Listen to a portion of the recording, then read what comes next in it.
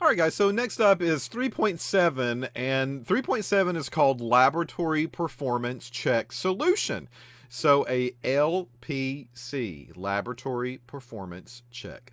All right, so this is a solution of one or more compounds, which are analytes, surrogates, internal standards, or other test compounds that you're after, used to evaluate the performance of the instrument system with respect to a defined set of method criteria. So that is a LPC, which is lab performance check. All right, so this is kind of the nutshell of what a LPC is all about. All right, so laboratory performance check.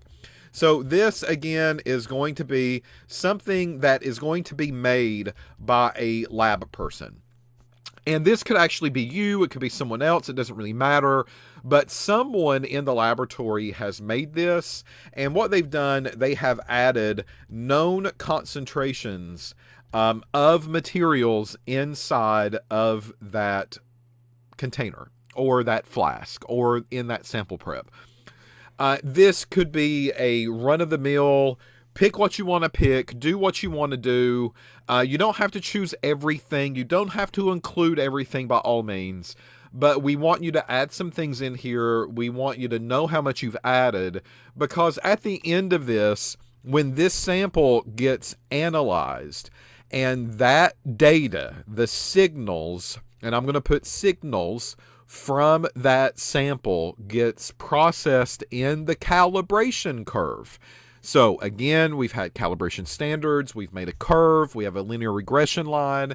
When the signal from this goes into those cal curves and we get data, we're going to compare and we're going to get this concentration value. Is it matching? So in other words, does the concentration that comes from the report, is it really close to the concentration that is expected? And the reason I say expected, because you added it, you did it, you prepped it, you know how much you've added in, right? So in the end of this, that is what should show up on the report. If you think that you've added 4 part per million, whatever that is again, stuff into a sample, then the report at the end of this better be close to 4 part per million. So as the definition states, if you take a look at the way that it's worded, this lab performance check could be one or more of the compounds. Again, it doesn't have to be everything, but it's giving you a choice. It's saying, listen, if you've got a lot of things that you're looking for, choose a couple. If you only have one thing that you're looking for, it's okay to use internal standards to go by. It's okay to use surrogates that you've added in. We really don't care. We're going to let the lab make that decision. We're going to let that be part of the SOP that they create, but it does not, in fact, need to include every single thing across the board.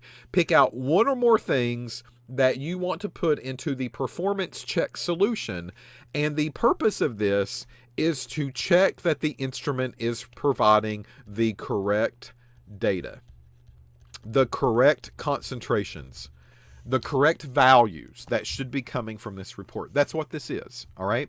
So again, it's another quality piece that we are weaving into our SOP procedure, our standard operating procedure, right? So we are making something, we are adding it ourselves, we know how much is there, we know what should show up on the report. It does not have to include everything by no means, but a couple, or maybe just one, that's up to you. And you're going to run that in the machine, and you're going to make sure that the machine can see it. You're going to make sure that the machine provides reports and data that are expected. And you want these values to be really close together. That is what we call a laboratory performance check, or LPC.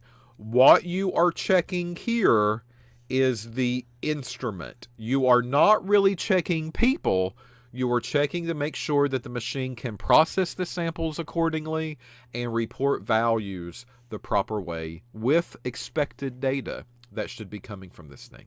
So that's an LPC, a laboratory performance check. Again, it is a solution that's made in a lab by a worker.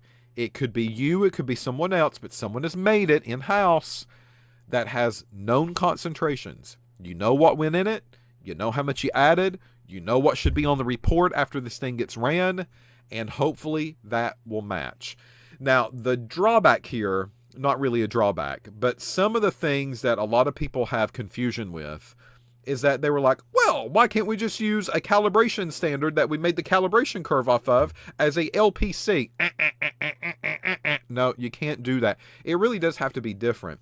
So you want to make sure that the concentrations of the things that you are trying to put into the sample that you want on the report, you want to make sure that it's different than the cal curve. All right, so for instance, let's say that I go in and the SOP tells me to make a 2, 4, 6, and 8 part per million solutions of, again, iron, because we're doing that serial lab all over again, maybe, right? Okay, so I go in and I follow the directions of my SOP. I add this amount to this, and that amount to this, and that amount to this, and that amount to this. I dilute up to the line, shake, shake, shake, shake, shake, and we go and we run a calibration curve. Great, ding, ding. Okay, we got our job done. Well, when the lab performance check comes in with the SOP, it's going to tell me the same thing. It's going to say, add this amount to this flask, dilute to the line, shake, shake, shake, and then go run. But the thing here is that it should be different than what the calibration curves have included. So if the calibration standards have made a 2, 4, 6, 8, I probably would want something a little different. So maybe a 5 ppm LPC, right? So maybe the directions are going to be written where 5 is going to be kind of right here in the middle, and it's not part of a calibration standard. It's a little different, so that way the machine can tell me how close is it to the 5 once I run it. That's the idea of a lab performance check. It should not simply be just a calibration curve solution made all over again. Or you can't reuse a calibration solution as a LPC. This really does have to be prepped, and it's got to be prepped separately.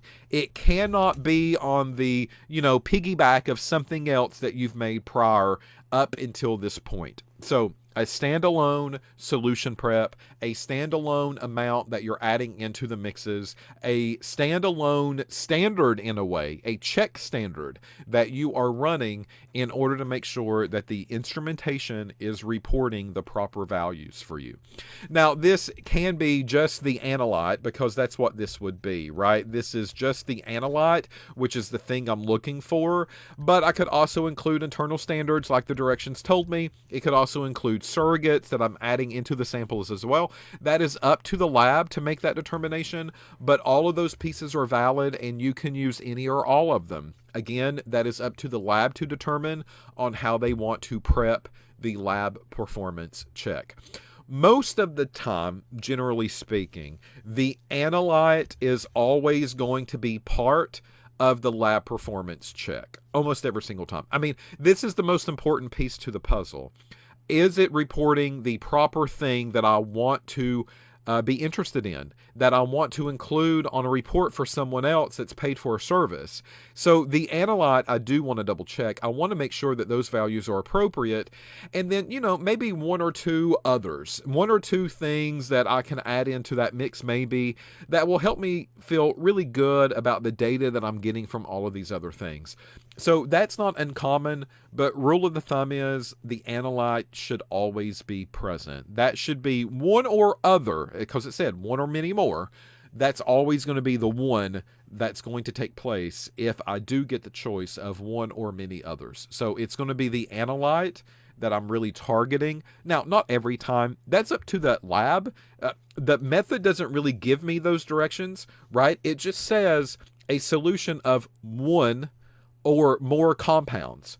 That's all that it says. So analytes, surrogates, internal standards, or other test compounds, whatever they want to be, they can be that. It's up to the lab to determine that. But general rule of thumb is the analyte always gets included in some form or in some fashion. All right. So that's the story with lab performance check. I want you to think of lab performance check as a double check for you. That's what this is, okay? So this is something that I have prepped. It's something that I've included. It's something that I'm running. It's something that I'm looking at data off of on the end result, and it's just a double check for me to make sure that, yeah, this is working, so that probably means all the other things in the method is working as well. Things are getting reported the right way, the instrument's operating the proper way. These are exactly what I think. So just another layer of quality that gets built into the system of sample preps and standard preps throughout a batch. That's what we're calling this, a batch of samples. So LPCs, laboratory performance checks. All right. Okay, so that's, I think, where I'm going to end this video. Just another definition, another type of sample that gets analyzed in a batch. These are quickly adding up, by the way. I mean, if you've noticed this so far, what we've talked about are a series of calibration standards that are probably going to be 5 or 6 samples that we're going to have to make. Surrogates are going to have to be added, so that's another sample that's going to have to be prepared so I can add that to everything. Internal standards are going to have to be prepped, so again, another solution that I have to make to add to everything along the course of the way. We've got matrix, so these lab duplicates, these field duplicates, our lab reagent blanks, our field reagent blanks. All of these are samples that have to be prepped in some form or fashion, and we're not even talking about just actual samples yet, right? These are all the quality control parameters that are in place right now in order to ensure that we're doing our job the proper way. And there's going to be more. So in the next video, we're going to pick up with these things called fortification. So if I take a look at 3.8 and 3.9, we're going to see a lab fortified blank and a lab fortified sample. So what are these fortifications? What are these fortified samples and blanks that we are going to be running here? And what's their purpose? Like, what role do they play? Why are we doing them? And again, we'll talk about that in the next video. This is where I told you I didn't want to continue on with the definition of a blank because I didn't want you to get confused. So we've already talked about 2 types of blanks, lab reagent blank and a field reagent blank. And here we are talking about another type of blank, and this is a fortified blank. All right, so come back, and in the next video, that's where we'll pick up section 3.8 and 3.9. We'll talk about the differences here, their roles, their purposes, and quality control. And then after that, we'll keep trucking on.